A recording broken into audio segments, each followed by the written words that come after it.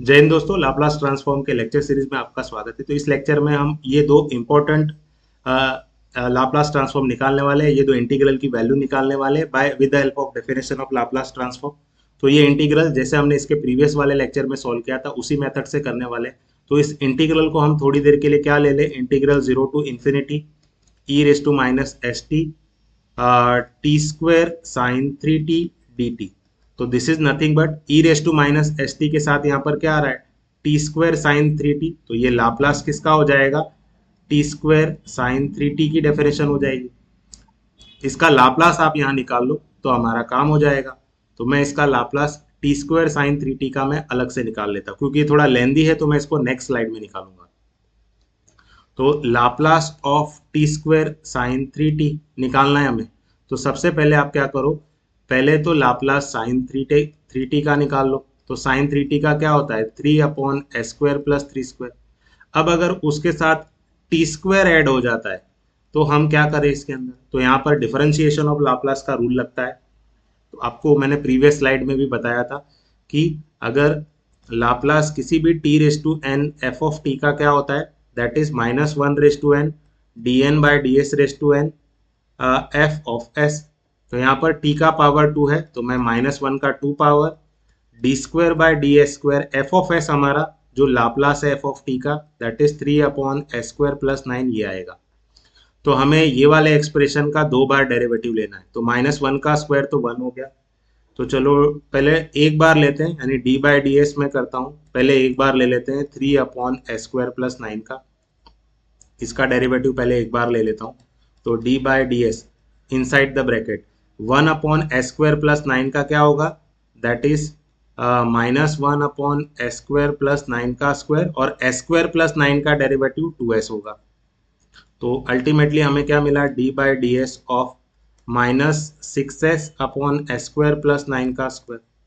अब यहाँ पर देखो, क्योंकि s न्यूमरेटर में भी आ गया और डिनोमिनेटर में भी आ गया, तो यहाँ पर डेरिवेटिव का डिवीजन रूल लगेगा। तो मैं वो रूल क्या है, तो numerator as it is, denominator as it is s square plus nine का square, derivative of minus six s that is minus six minus s square plus nine का स्क्वायर माइनस, सॉरी ये मैंने गलत लिख दिया, एस स्क्वायर प्लस नाइन नहीं आएगा, यहाँ पर हम माइनस सिक्स एस लिखेंगे। तो माइनस सिक्स एस और डेरिवेटिव किसका होगा, एस स्क्वायर प्लस नाइन के स्क्वायर का। तो two times S square plus nine और एस स्क्वायर प्लस नाइन का डेरिवेटिव टू एस।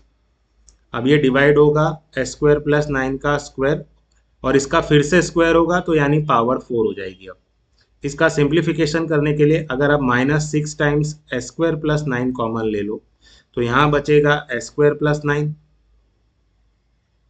और यहाँ पर क्या बचेगा, क्योंकि माइनस सिक्स और हमने कॉमन ले लिया है तो यहाँ पर माइनस माइनस प्लस, तो यहाँ आ जाएगा माइनस, और यहाँ पर सिक्स हमने S square plus nine common ले लिया और सिक्स कॉमन ले लिया, तो टू टू सार फोर, तो यहाँ पर बचेगा four S square divided by S square plus nine का जो पावर है वो फोर मिलेगा।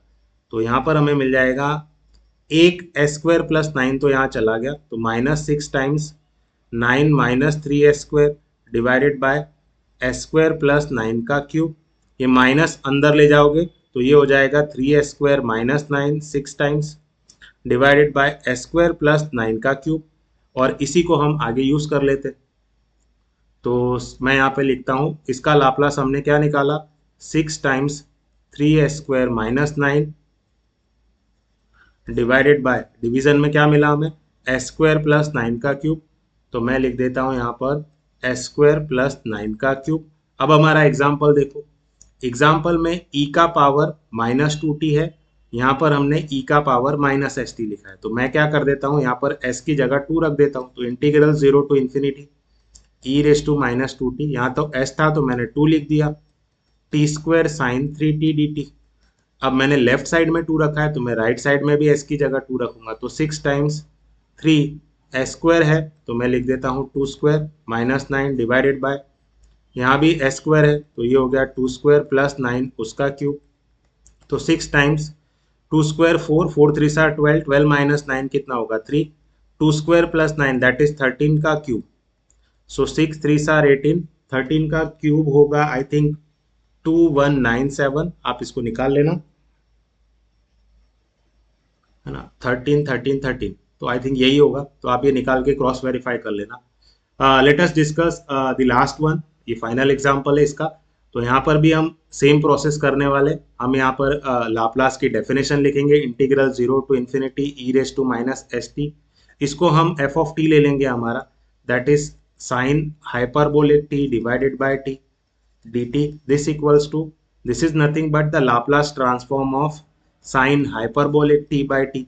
तो अगर आपको डिवीजन बाय टी प्रॉपर्टी याद है, तो कोई भी f of t by t हो उसको हम integral s to infinity f of s d s इस तरह से सॉल्व करते थे, जहां पर एफ ऑफ एस क्या होता था, लाप्लास होता था एफ ऑफ टी का।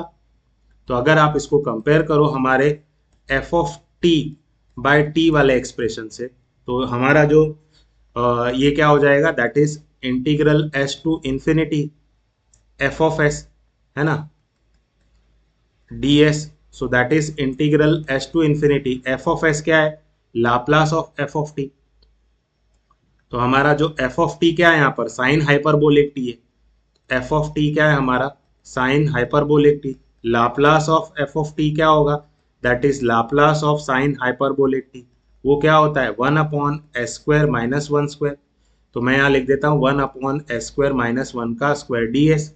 ये इंटीग्रल का सॉल्यूशन क्या आता है, तो अगर आपको इंटीग्रेशन का फॉर्मूला एक याद हो कि इंटीग्रल 1/x²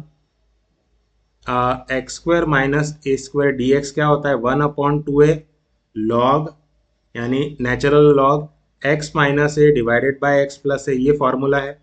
तो मेरा x की जगह यहाँ s लिखा है, तो मैं इसको लिख देता हूँ 1/2 times 1 ln s minus 1 s plus 1, और यहाँ पर लोअर लिमिट s है और अपर लिमिट इन्फिनिटी है।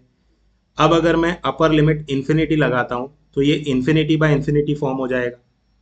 तो मैं क्या करता हूँ यहाँ पर, इसको मैं नेक्स्ट स्लाइड में समझाता हूँ कि मैं यहाँ पे क्या करने वाला हूँ। तो एक्चुअली हमारे पास जो एक्सप्रेशन है that is 1/2 ln mod s minus 1 s plus 1, lower limit हमारे पास s है, अपर लिमिट इन्फिनिटी है, तो 1/2 ln, मैं इसको 1 - 1/s और 1 + 1/s भी लिख सकता हूँ, ठीक है, s से इन्फिनिटी। ऐसा क्यों लिख रहा हूँ, यानी बाहर में आप चाहो तो यहाँ पर s कॉमन आ जाएगा, मैं ऐसा बोलना चाह रहा हूँ, एस एस चला जाएगा और ये बचेगा। अब आप अपर लिमिट इन्फिनिटी रखोगे तो 1/∞ 0, यहाँ भी 1/∞ 0 हो जाएगा, तो हाफ ये क्या हो जाएगा ln, ये क्या 1 - 0 और 1 + 0 माइनस लोअर लिमिट s रखोगे तो ये मॉडिफिकेशन की जरूरत नहीं है, आप ऊपर वाले में s की जगह s रख दो, s minus 1 divided by s plus 1।